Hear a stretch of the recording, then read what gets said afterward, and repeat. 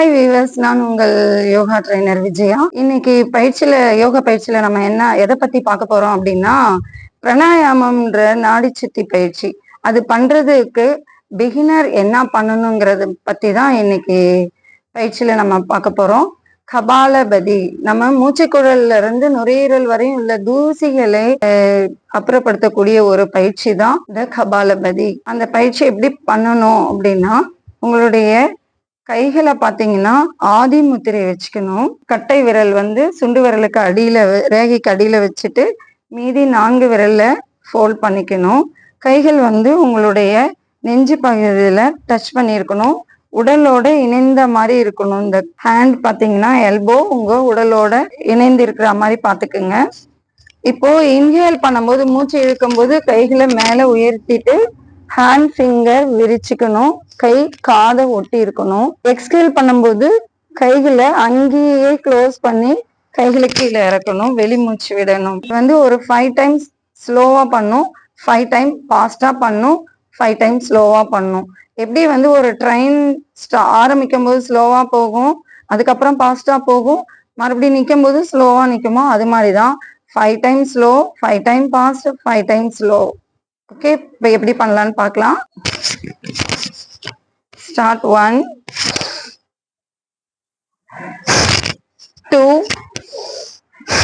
3 4 5. இப்போ நெக்ஸ்ட் ஃபாஸ்டா பண்ண போறோம், ஸ்லோவா பண்ண போறோம். 2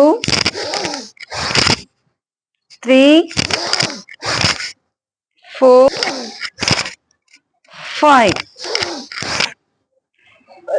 2 மூச்சு ரைட் ஹேண்ட் லெஃப்ட் ஹேண்ட் சின் முத்ராஸ்ல உங்க ஸ்டொமக் பகுதியில் வச்சிடணும். ஆழ்ந்த மூச்சு 2 வாட்டி இழுத்து விடணும்.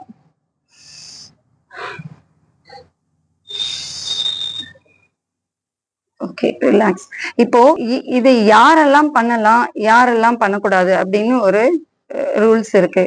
இப்போ எனக்கு ஹார்ட் ப்ராப்ளம் அப்படின்றவங்க இந்த கபாலபதி பயிற்சியை ஸ்கிப் பண்ணிடணும்.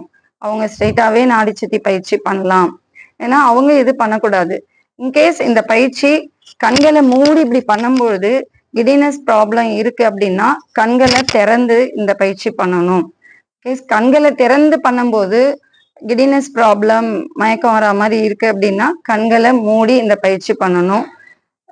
இம்பார்ட்டன்ட் ஹார்ட் சம்பந்தப்பட்டவங்க இந்த பயிற்சி பண்ணக்கூடாது. இந்த பயிற்சி பண்ணும்போது நம்ம மூச்சுக்குழல்ல இருந்து நுரையீரல் வரையும் உள்ள தூசிகளை அது வெளியில எடுத்துரும். அதுக்கான பயிற்சி தான் இந்த பயிற்சி. இந்த வீடியோ உங்களுக்கு பிடிச்சிருந்ததுன்னா லைக் பண்ணுங்க, ஷேர் பண்ணுங்க, சப்ஸ்கிரைப் பண்ணுங்க, பெல் ஐக்கானை கிளிக் பண்ணுங்க. நன்றி.